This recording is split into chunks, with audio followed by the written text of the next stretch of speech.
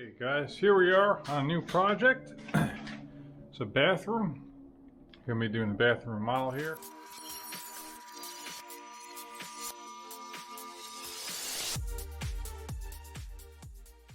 So client has already demoed out some of the bathroom. This is a very old bathroom, the 50s. Got this old block wall with this concrete over here.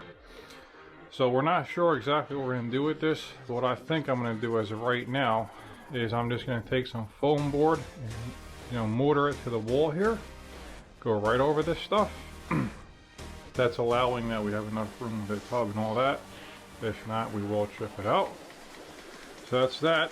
I can show you what I'm working with here. So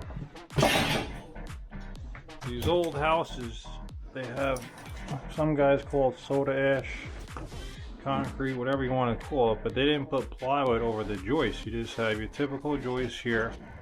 You got your wire, and then your mortar bed here with the tile on top. And as you can tell, it held up, but you do have a crack right here. So we definitely need to have some wood on these joists here. So you can see it's all filled in around the edges, the whole shebang. So old lath, plaster, concrete, whatever you want to call it, walls here.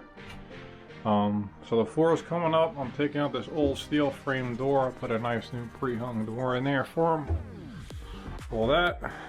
Then once all that's done, we'll get the electrician in here, the plumber, get all that roughed in, and then I can put in a new subfloor, new drywall, all that kind of stuff. Get this thing fixed up for this client.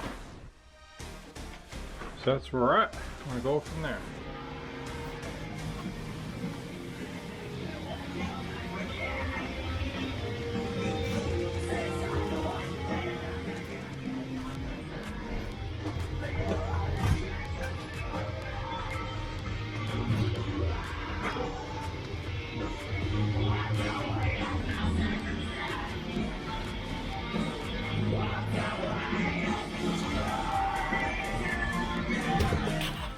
Okay guys, here we are back on site. I was able to get pretty much all the demo done. I vacuum out these bays a little bit more best I can.